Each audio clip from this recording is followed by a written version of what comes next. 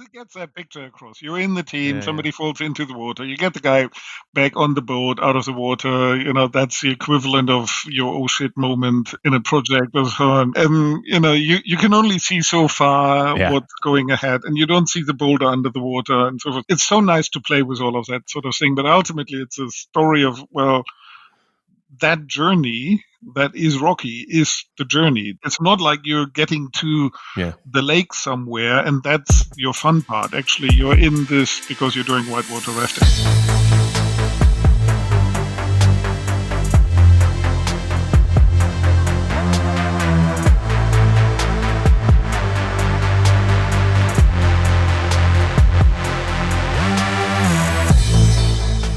Welcome to Cloud Realities, a conversation show exploring the practical and exciting alternate realities that can be unleashed through cloud-driven transformation.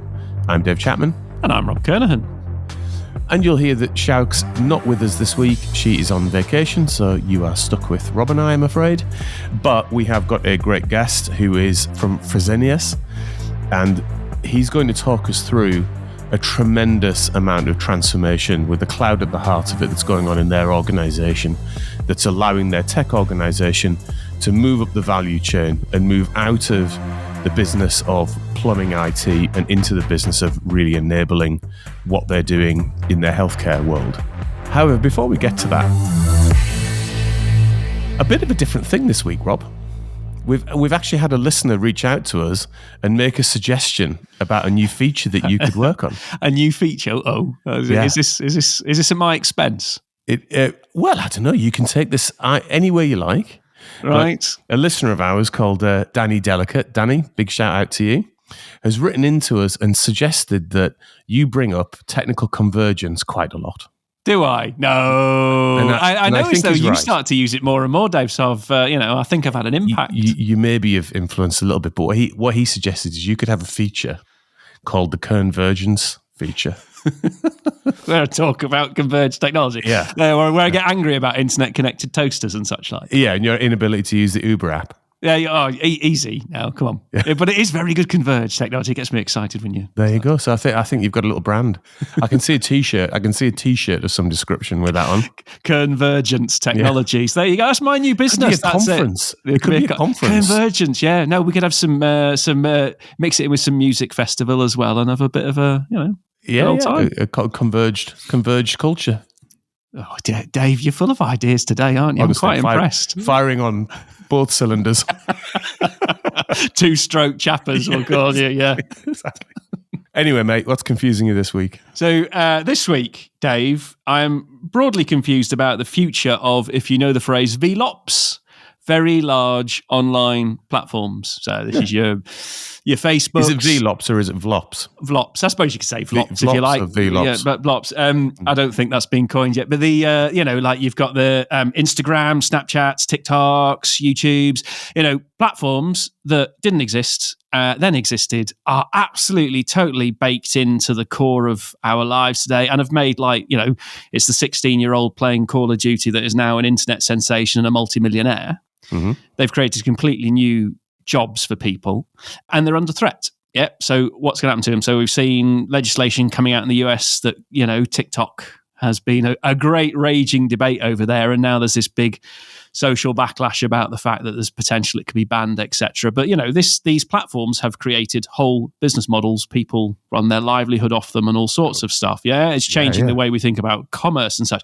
The bit I'm confused about is they've expanded massively and they've been allowed to grow. Some would say out of control at times. They've massively affected our lives. I think if not out of control, in a way that we don't understand the unintended consequences sometimes. Exactly right. There's lots. I mean, it's the unintended consequence of the algorithm, how it serves technology. Yeah. We've talked about news agencies dying off the back of them and all sorts of stuff. And I am now confused about, is the backlash starting? And we're starting to see legislation more and more kick in. We've seen legislation start to tackle the big tech suppliers, but now they appear to also be going after these very large online platforms. So broadly, what's next for them and what do they become? And do they get control wrapped around them? Or, do they continue to behave like they have? And I am broadly confused about it.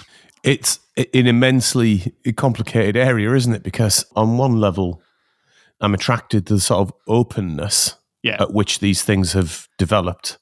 But on another level, it does feel like the unintended consequence count is higher than you would ideally like it to be. Absolutely. I think the way society has changed, the way we have discourse in society is largely being changed by these platforms. The way that truth seems to have become ridiculously obscured in a lot of ways. We had this in the preamble chat. You've got facts, and now somebody's invented the concept of alternate facts. And you're like, how does that exist then? What's going on there? So yeah, there's it's all change. And I'm not sure as a society, we've probably got a good grip of how it's affected us and what's next. So.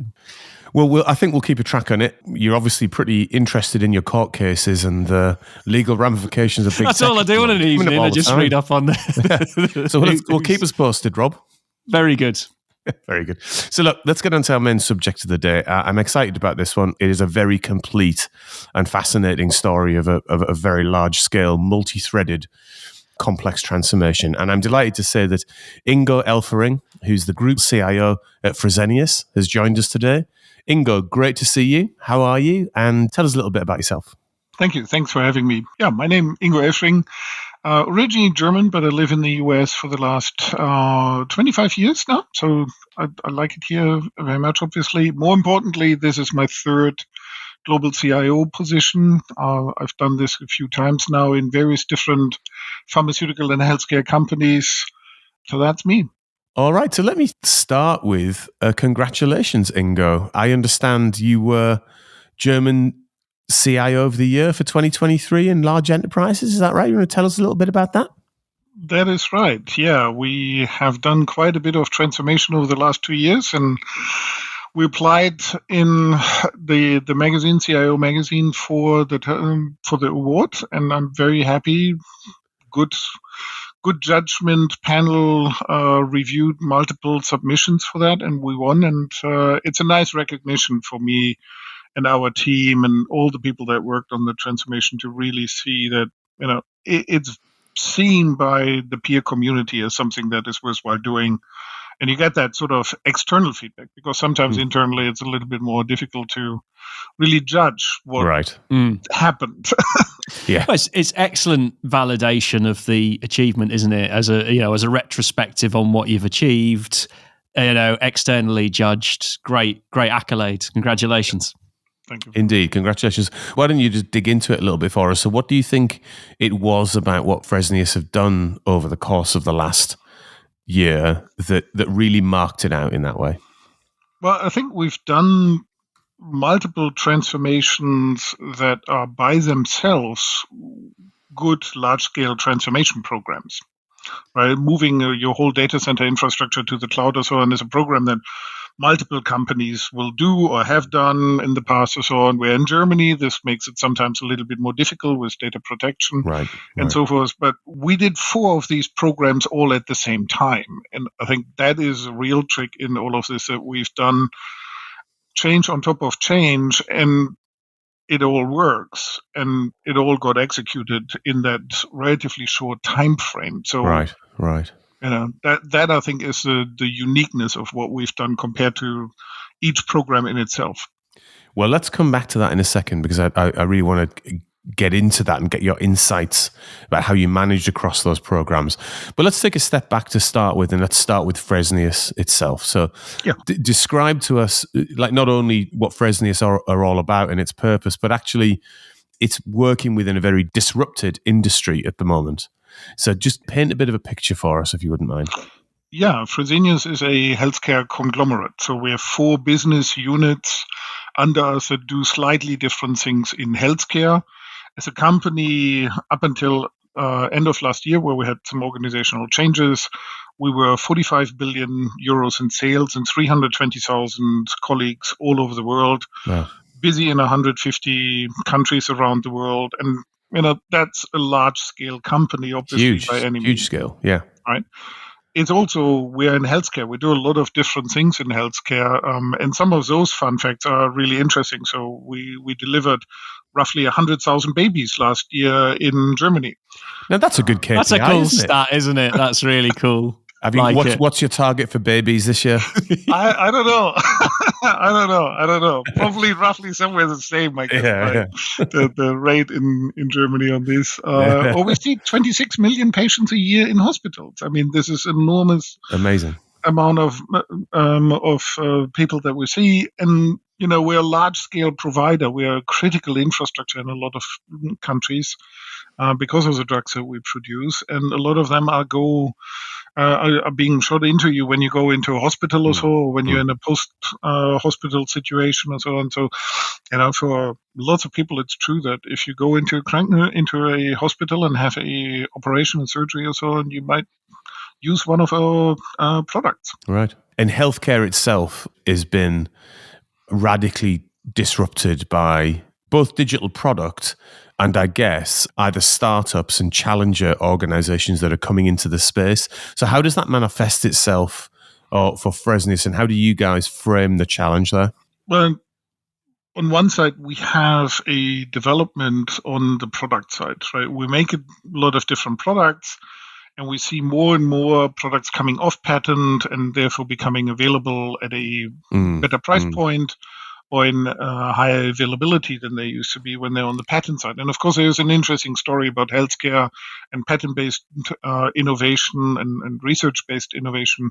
We're on the delivery side of care through the hospitals and through the products that we make. So access to and affordability are more interesting topics for us to deal with. But healthcare in itself obviously got a big boost from COVID in terms of digitalization, right? During COVID, suddenly a lot of processes became digitally possible that before that, for a very, very long time, were tried. Healthcare is not the fastest adopter of technology usually.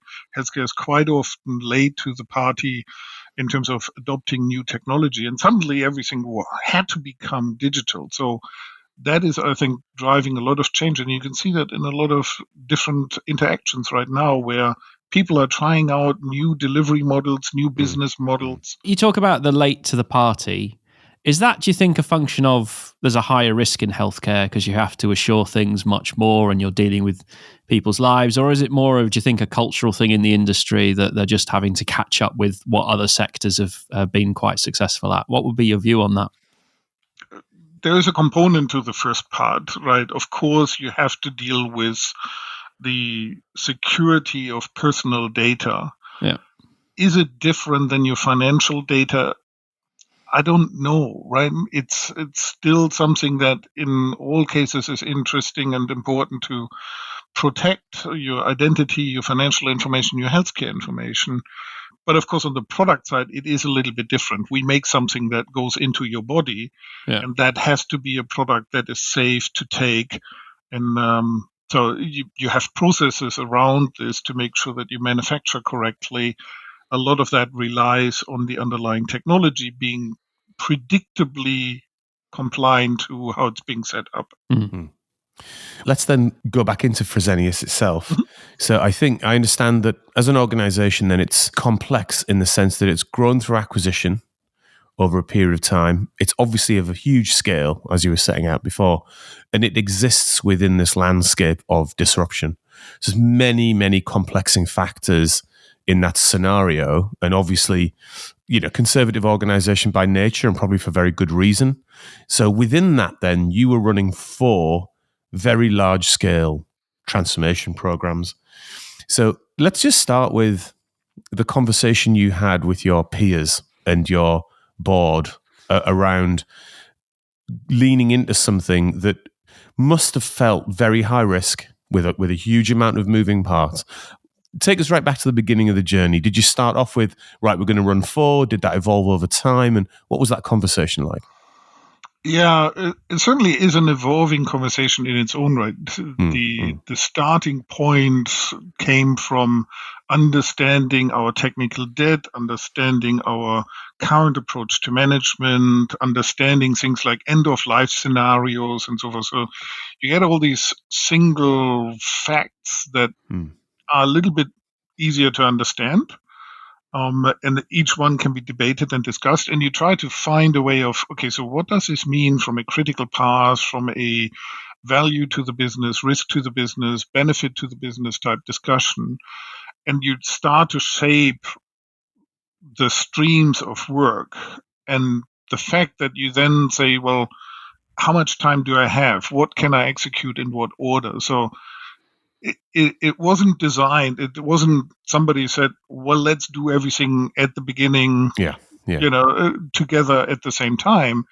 It was more, okay, so this is how this could work and how this could evolve. And I have a choice if I want to extend the timeline and do it over 4 years or 5 years or so forth, or if I want to bring things closer together. And what is driving that then in the end? Are there common restrictions or milestones that make you then design the path in a slightly different way? And you come to a logical conclusion at some point that you say, well, I need to do this in a somewhat overlapping way, otherwise it won't technically work, or it won't work from external drivers. And that led us to the situation of running 4 change programs at the same time. I see. And why don't you take us through each one? So just what were the content of each one? Yeah, so on one side, we had a major transformation of our workforce. We were very vertically integrated, very centric in Germany, despite our global footprint. So we decided we want to do what lots of companies arguably have done before in terms of a flexibilization of our workforce, tapping into more talent around the world, changing our organizational structure, becoming a more diverse and international team, transferring some employees maybe to a different type of working relationship, and so forth. So we scoped a program of work on that. Second major stream was we were in a older and outdated data center, and that was in a place where construction was about to begin. Mm-hmm. So, you don't want to be with your main data center in a centralized environment on a construction site. You really don't. And that is one of these factors as an external date. They start construction on this day, and you had to be out by then. I can imagine you could have how many sleepless nights do you have metric attached to that situation. So in the existing data center, I've got 100 sleepless nights a year. I want that down to 20. Well, if you execute a major transition, I think you get sleepless nights for other reasons. Yeah, those sleepless nights might have to go up. They come back sometimes down. Exactly. So but that drove our plan to get out of the data center, and to therefore scope how we want to get out of the data center, right? You could have trucked or bussed everything to a co-location environment and be in the same thing, or, rent a data center space. So we decided we want to move to the cloud. It's something that I've done previous times, multiple times over, but also in the current scenario, I think it's something that you want to do strategically. Yeah, right. We decided we go to the cloud with our data center. Then you look at that and say, oh, I also have a whole bunch of SAP production systems that run my global financial streams, that run my global warehouses, that run my global production plans and so forth, and I need to move them out. So now you design a migration of SAP systems to the cloud as well. And then you realize, well, if I'm changing all of that, I need to change my network. And there's lots of cybersecurity reasons why you want to maybe do something to modernize your cybersecurity footprint and your network from that perspective. So you say, well, I need that roughly around the same time that I'm out of the data center. Otherwise, I can't live in the new environment anymore. Right? I can't have a small plant that utilizes an internet connection for a few video calls right now, and then say, by the way, all your applications come out of the cloud in the future, and you need a bigger pipe, right? You need to have done the network project. And those were the 4 things that we ultimately did. We did a massive change to our workforce setup and to our global team and org structure. We then did one of the largest SAP migrations to SAP RISE at that point in time, with a whole bunch of new requirements around critical infrastructure, good manufacturing practices, and so forth. Did a somewhat standard, I think by now, but still in Germany, still not very often executed migration of the data centers to the cloud. And while we're at it, we took our US one and our Asia one into the mix as well. Did you go lift and shift with that, just for pace and cadence of migration, or did you do any modernization as you went along? We did some of it. We did the typical R-factor analysis. In the end, you do lift and shift a lot if you want to do this with a data center move as a sort of strategic driver, not a sort of long-term renovate your application landscape. It's a thing we debate on here, which is do you lift and shift because transformation is easier because cloud makes it easier to operate and make changes more effectively than try and move and transform. And it's I suppose it's horses for courses in some ways, but speed definitely comes from the move and then transform. And often the transform has a shorter cycle because of you got all the funky things that cloud enable you to do differently. But with that comes a very different mindset associated with operating cloud. You have to restructure your IT operating thing, go to platform and products perhaps, but be interested in what you did with your organization shape. I know you said you've tackled the people thing, but did that pivot to become a new style of operating structure as well at the same time to underpin the sort of cloud journey? Well, you have to, because the way that you manage a traditional data center, the security in a traditional data center, the management processes, what you even do as management processes is different to what you do in the cloud, right? And then there are new skills that you need in terms of especially financial optimization of your cloud environment. And then if you develop new software for the cloud, a native cloud software, which, yes, ultimately is a goal for a lot of these things, but you need to find a business case for doing that. And if you then do it, that's a very different skill set to a traditional on-premise development environment.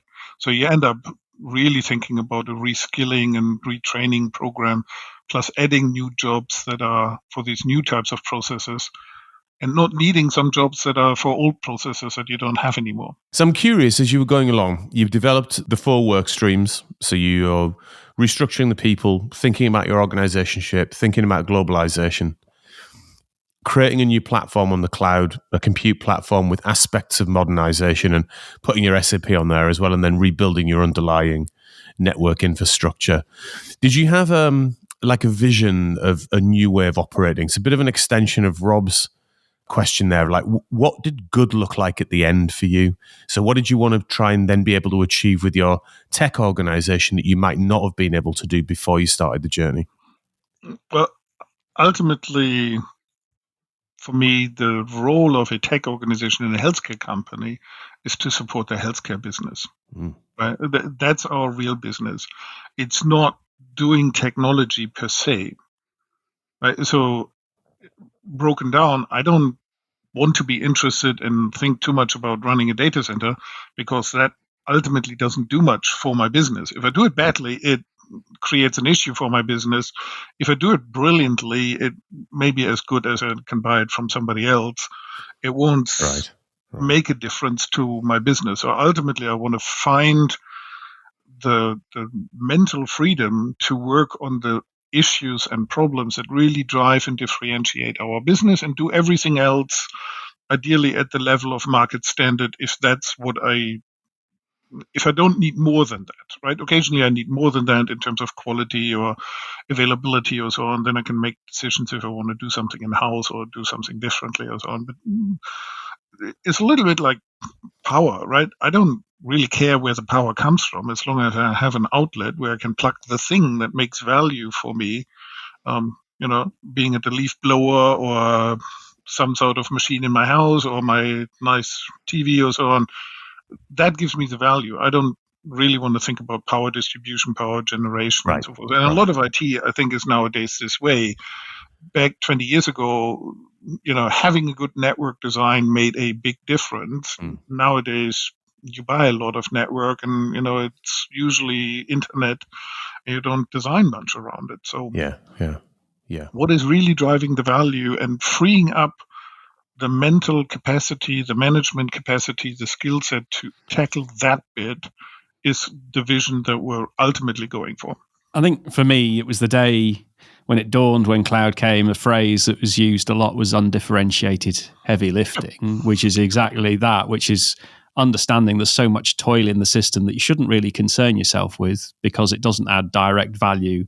That's what I love about the platform and the product-based model because the product gives you the intimacy with the business and you can focus on what true value is, and then the platform takes care of all the things that you shouldn't, the plumbing.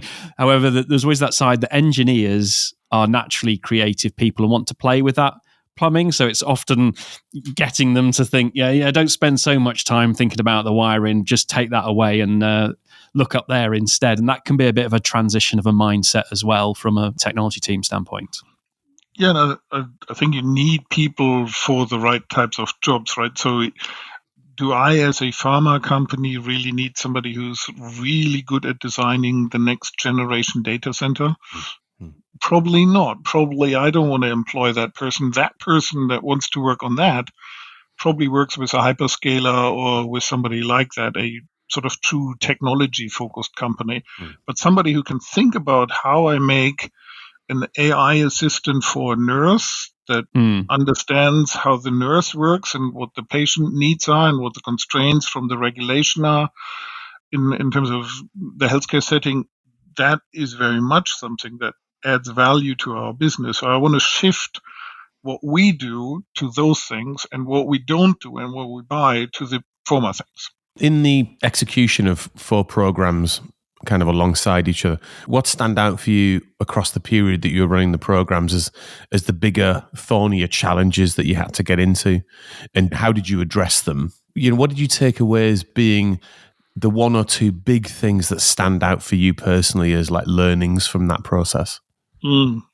Yeah, there's only so much that you can plan, right? And this is one of these things that has multiple effects in this. So you start the journey with an organization that isn't what you want at the end of the journey.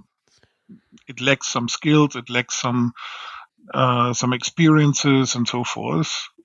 And you can try to get all of that at the beginning of the journey, but it's really, really difficult, right?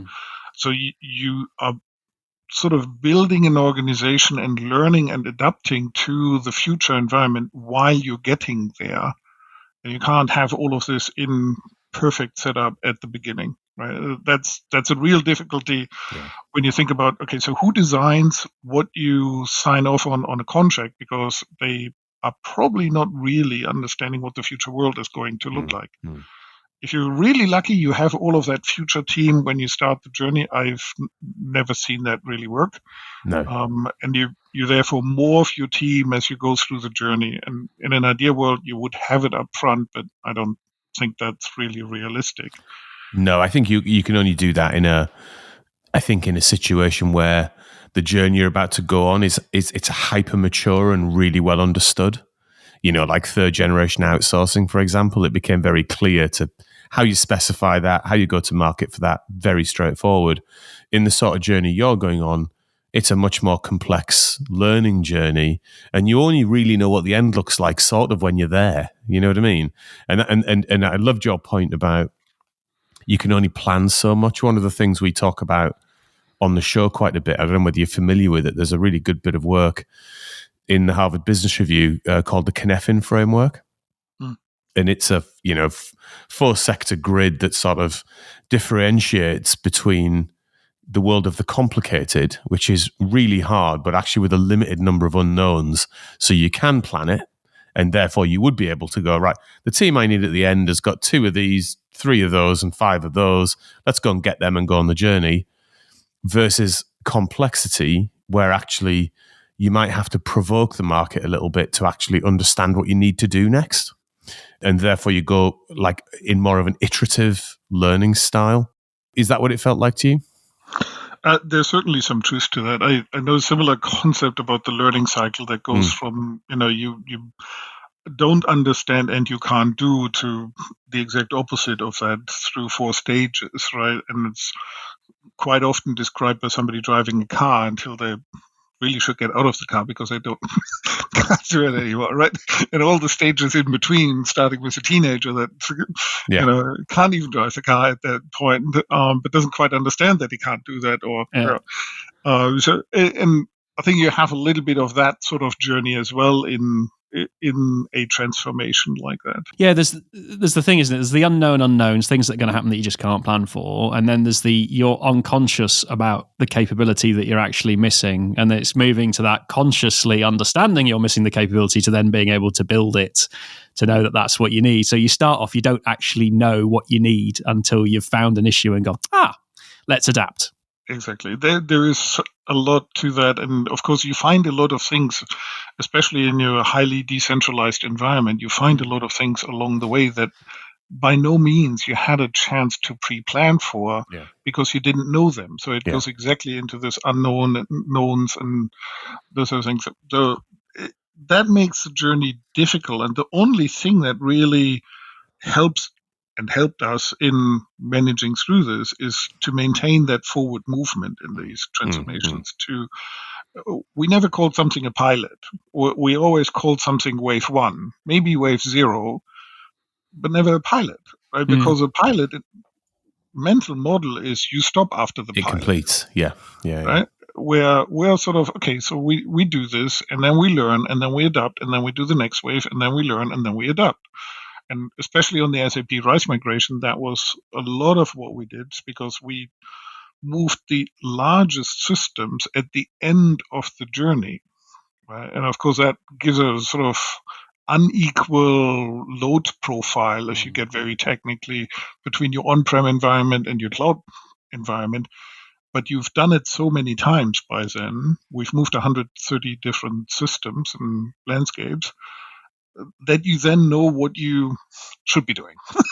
Yeah, and also you've adapted a lot, right? So if something unknown does happen with the major system move, your entire team is much more capable to respond. Whereas if, so it's that creating the muscle memory in the team to respond to change fast. And cloud allows you to do that as well, doesn't it? It's just building that into the organizational psyche, which is important.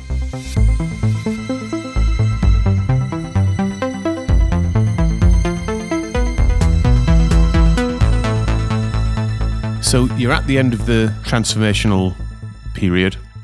You've now built your platform and completed the underlying network changes and your workforce changes.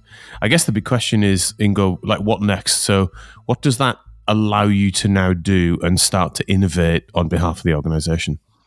So I would say we're not at the end. We've merely finished wave 1.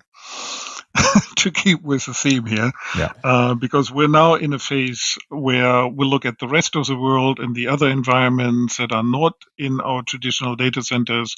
We have lots of plants, we have lots of localized offices. We still have quite a bit of decentralized IT organization. So we'll look at how do we do that? How do we bring all of those components into the fold? That's the next wave of transformation. And the other wave that we're doing is the whole rethinking of how to support our business. Now we have everything. Very, very visible, very transparent, very metrics based. So we can start to see what we want to do from a application perspective, rationalize the application portfolio, look into more of this R-factor analysis, what really makes sense for the future of our manufacturing processes. So OT environment and so forth. So there's a lot of that additional wave of transformation. But the interesting thing that happened, and of course nobody planned for this, is that in the middle of us doing our transformation, this whole thing, AI, really exploded. Right. That old chestnut arrived on the horizon very fast, didn't it? We're 34 minutes into the record, and it's the first time. Pretty good that's pretty good going. That's quite good for these days, Yes, but it is something that, we were suddenly able to execute on that previously would have been, well, let's set up some cloud environment and move a bit of data there and see how we do this. And suddenly we were in a position where it was, well, that's our mode of operation.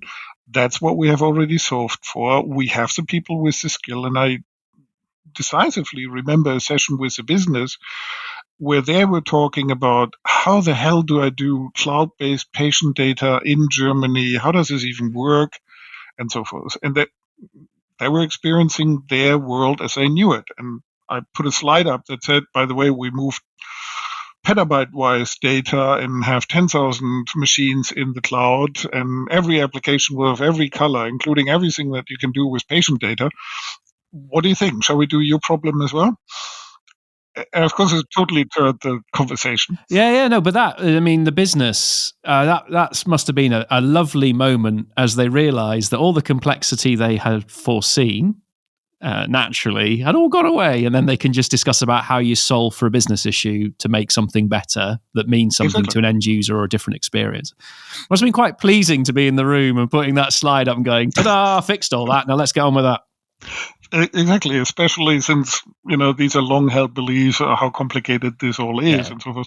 And then you have access to people with the skills and the capabilities, and you can very, very quickly churn out proof of demonstrators, concept models, and so forth that work in the real environment because your data is safe. You don't have any of these issues that sometimes people have when they set up AI experiments. And of course, everybody wants to do something. You made the joke yourself in terms of how long does it take nowadays to talk about AI? Well, what's in minutes, seconds, so to speak.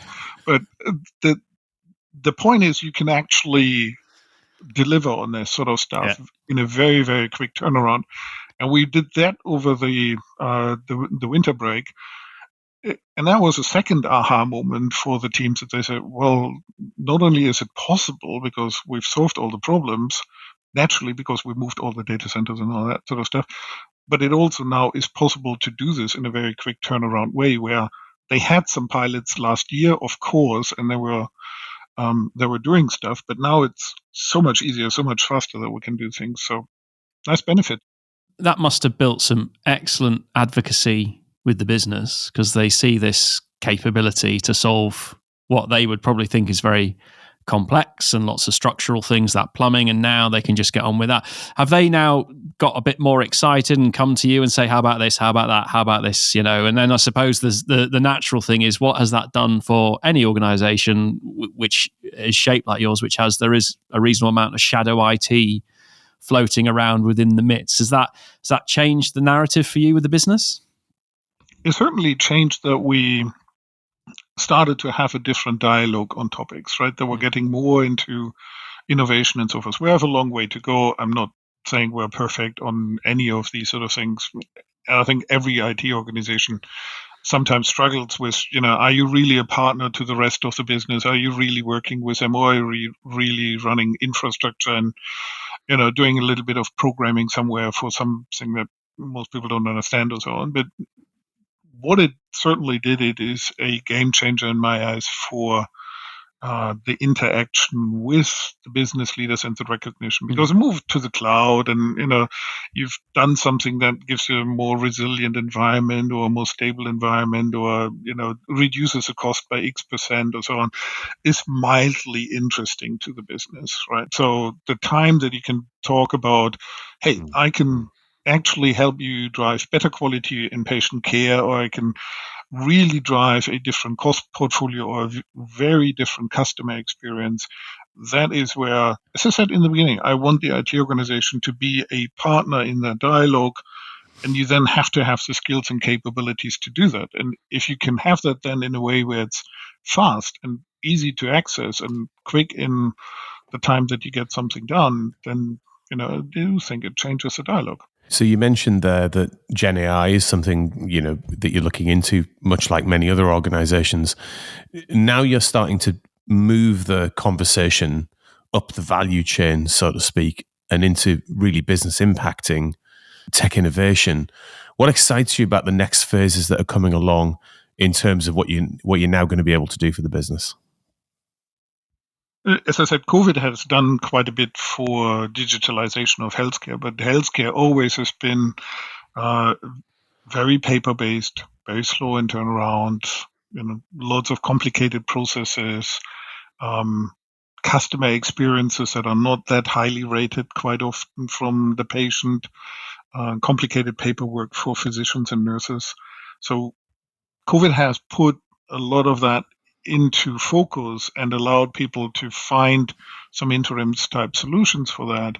I think what we see in the next wave is much more appetite to do these things. And that appetite translates into fusion teams, joint teams to say, let's really design this together. Let's really think about what we can do differently here.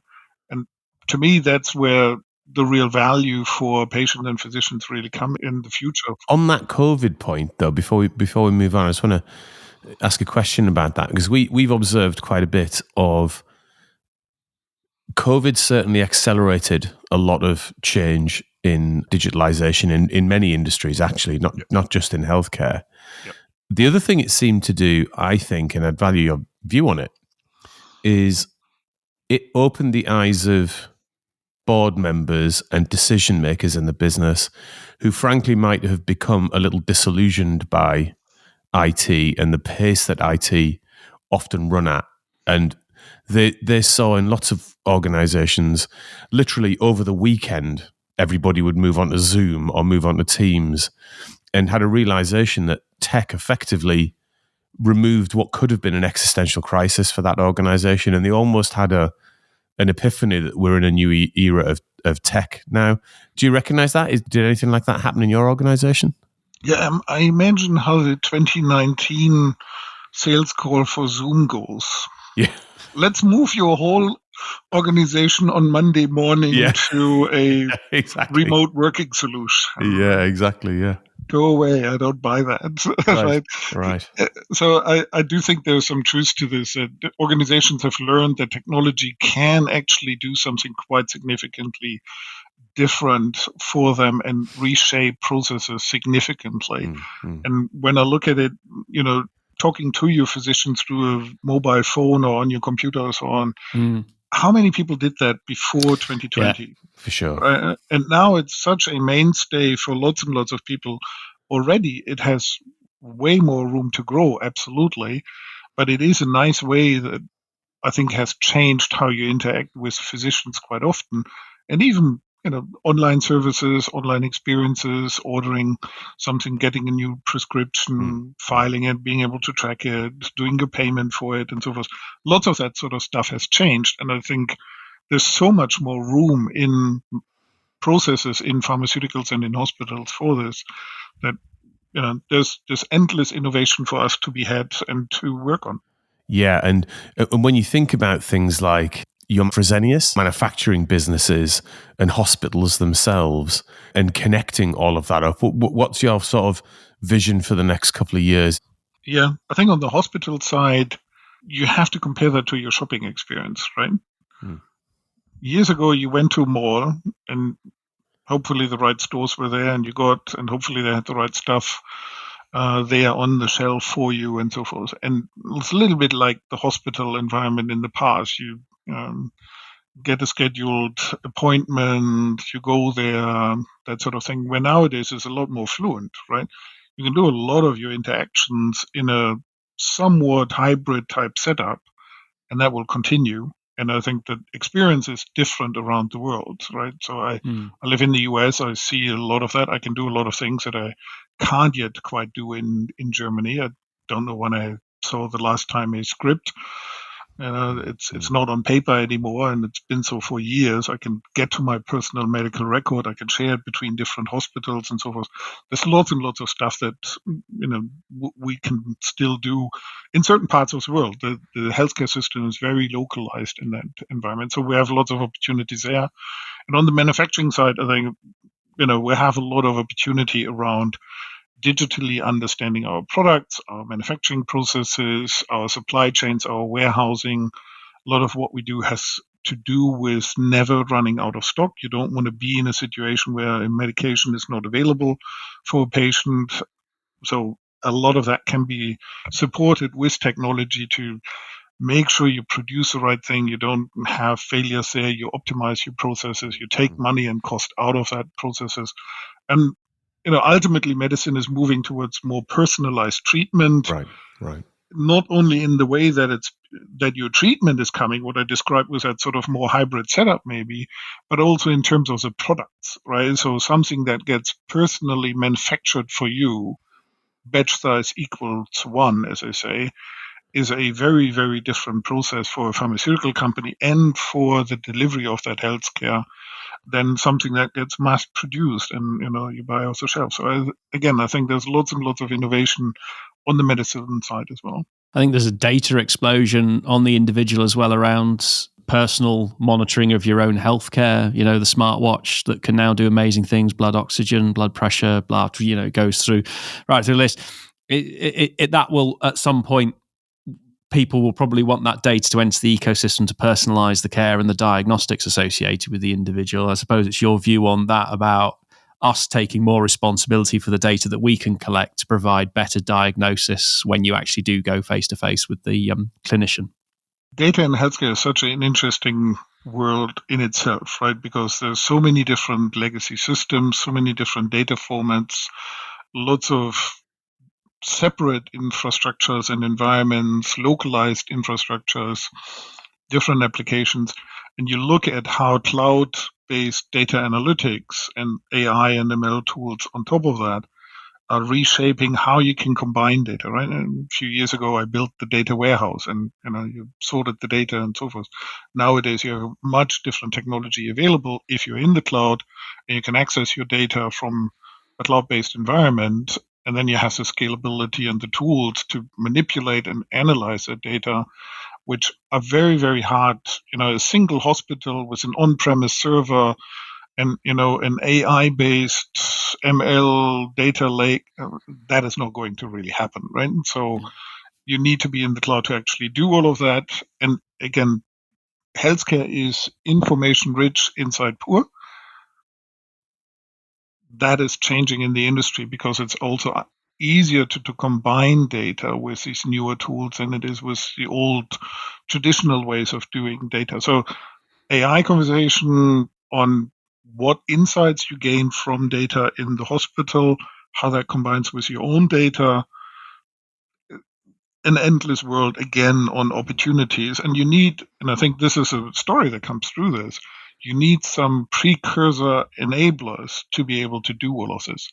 Right? I can't do this if my hospital is on a small dial-up line, so to speak, for internet connectivity. I can't do this if everything sits in the basement and is not accessible to some of the more modern platforms. So if you have these precursors, you can suddenly move a lot faster and do a lot more in those spaces. Well, I think that brings us quite nicely full circle then on the transformation story and what's next. But I wondered, just before we end our conversation today, let's maybe have a little bit of a conversation about the humans that are in the middle of all of this and have gone on the journey with you.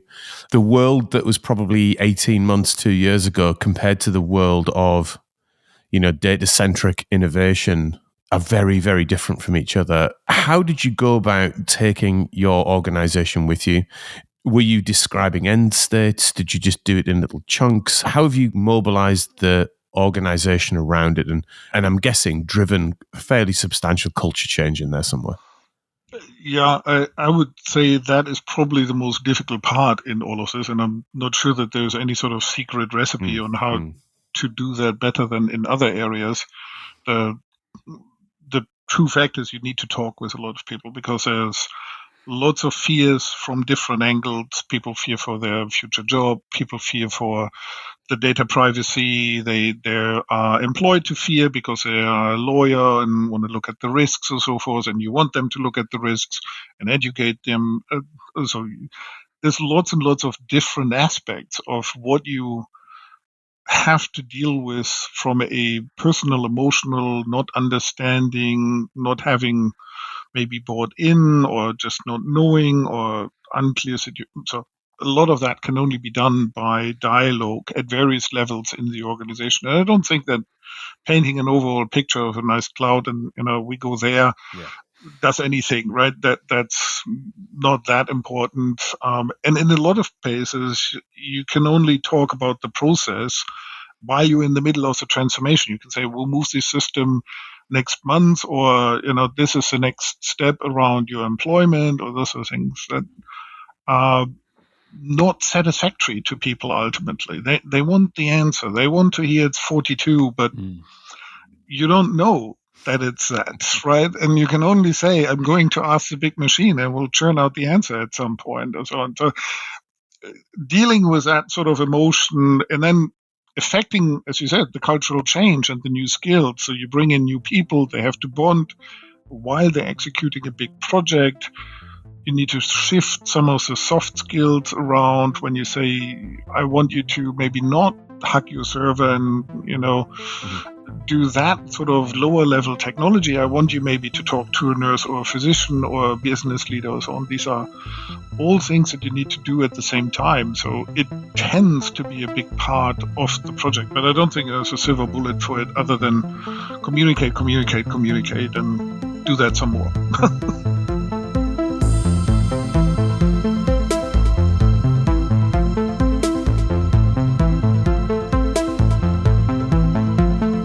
Ingo, thank you so much for spending time with us today and sharing quite a tremendous story in terms of not only the amount of change you've made in a short period of time, but how you're already starting to think about how you're leveraging your new compute platform to drive value for a business in a very disrupted industry. It's been a fascinating conversation. Thanks for your time.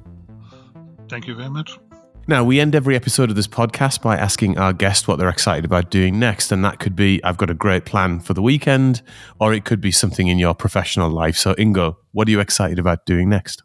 Well, on the professional side, the next big change for us is really about where do we take Fresenius, right? What is happening? We've gone through quite a significant change with our business by the end of last year. We're now in a phase where we're defining the future. So that has to be and is interesting, is a big opportunity for us to think about what we're going to do in the future.